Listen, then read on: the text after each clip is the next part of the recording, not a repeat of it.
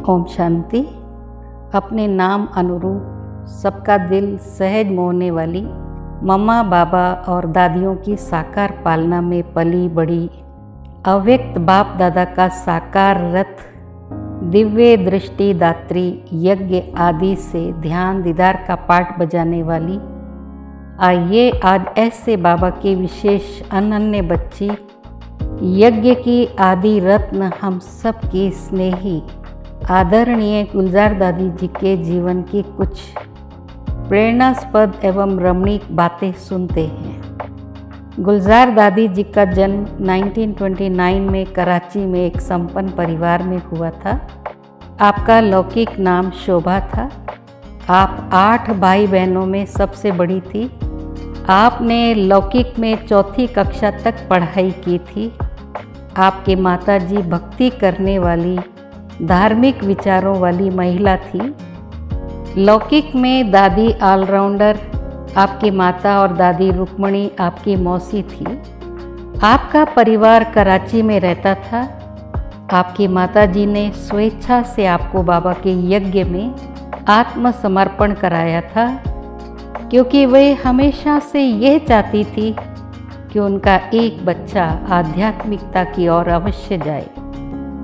आप यज्ञ के अति आरंभ काल में 1937 में 8 वर्ष की अल्पायु में हैदराबाद में ओम निवास बोर्डिंग स्कूल द्वारा शामिल हुई। आप अपनी चाची के बच्चों के साथ बोर्डिंग में आई थी, परंतु धीरे धीरे सब चले गए। बाबा ने आपको अव्यक्त नाम हृदय मोहिनी दिया था। मम्मा बाबा आप बच्चों की बहुत प्यार और दुलार से पालना करते थे। आप लगभग 80 बच्चे एक बड़े हॉल में रहा करते थे। आपकी पालना 5 दादियाँ और माताएं करती थी। आपकी परवरिश व शिक्षा राजकुमारियों की तरह हुई। बाबा हर मौसम के फल सबसे पहले लाकर आप चैतन्य ठाकुरों को खिलाते थे। मम्मा बाबा आप बच्चों को प्रतिदिन सुबह शाम गुड मॉर्निंग और गुड नाइट करते थे। रिकॉर्ड पर ही आप सुबह उठते और रात्रि को सोते थे। बाबा ने शुरू से नशा चढ़ाया था कि आप आत्मा हैं, चैतन्य ठाकुर हैं, ब्रह्मा विष्णु शंकर हैं।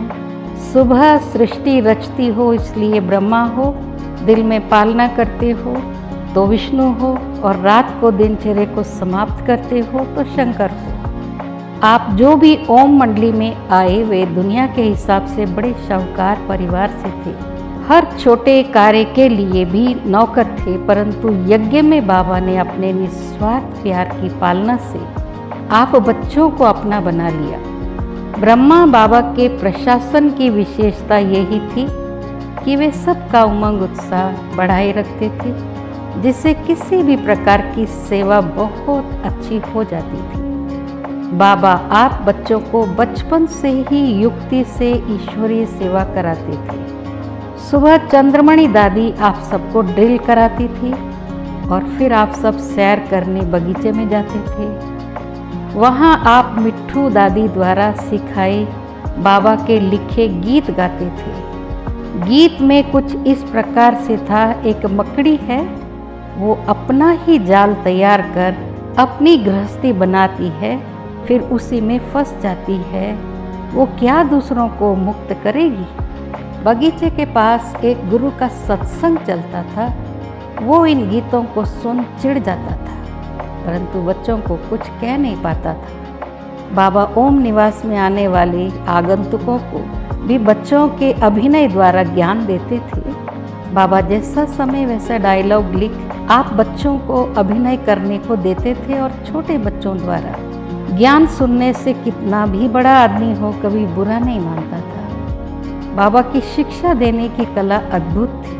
वे किसी की गलती पर भी पहले उसकी प्रशंसा कर उसको उमंग उत्साह भर फिर धीरे से इशारा देते थे। एक बार बाबा ने आप बच्चों को जूते सिलने की सेवा दी, जिस पर आपने कहा ये तो भाइयों का काम है। तो बाबा ने कहा आत्मा में नर और नारी दोनों के संस्कार होते हैं। यदि चतुर्भुज समझ कार्य करो तो हर कार्य संभव है।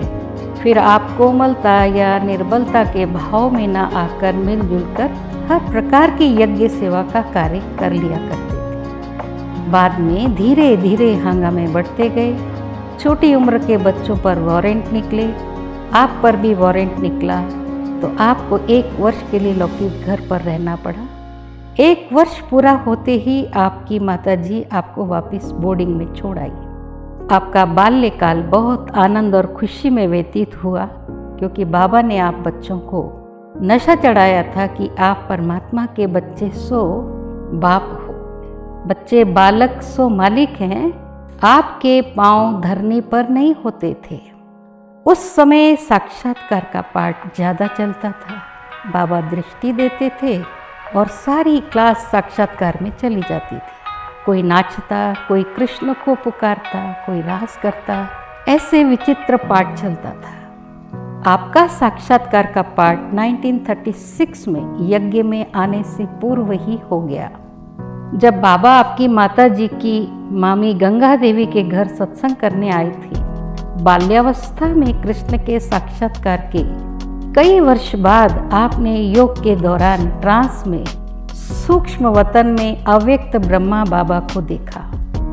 तब पहली बार सूक्ष्म वतन का राज उजागर हुआ। छोटी आयु से ही आपको दिव्य दृष्टि का वरदान प्राप्त था। योग में आप कुछ बच्चों को सतयुग के दृश्य अनुभव होते थे। ब्रह्मा बाबा और मम्मा को भी ये दृश्य नहीं दिखते थे। इस प्रकार आपको संदेशी का पाठ भी आरंभ हुआ।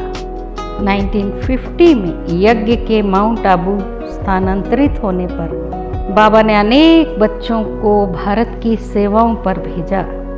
आप भी कई वर्षों तक लखनऊ में सेवाएं देने के पश्चात दिल्ली सेवाओं की इंचार्ज बनी। आपने कभी भारत का मैप नहीं देखा था, परंतु निश्चय और हिम्मत के आधार से आप सेवाओं में आगे बढ़ते गए। आपने दिल्ली व दिल्ली के आसपास के क्षेत्रों में सेवाओं का बहुत विस्तार किया। कई बड़े वीआईपी की सेवाएं भी की।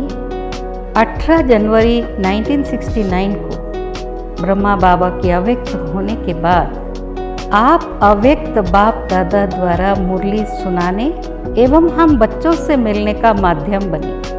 1969 से 2015 तक आपने लगातार विभिन्न सेवा केंद्रों का भ्रमण कर सेवाएं की। आप स्व परिवर्तन पर बहुत अच्छे व्याख्यान देती थी। आप बड़े बड़े सम्मेलनों में अति सरल एवं हृदय स्पर्शी शब्दों में बाबा का संदेश देती थी। आपका सरल, भोला व सबसे स्नेह रखने वाला स्वभाव सहज ही सबको आकर्षित करता था।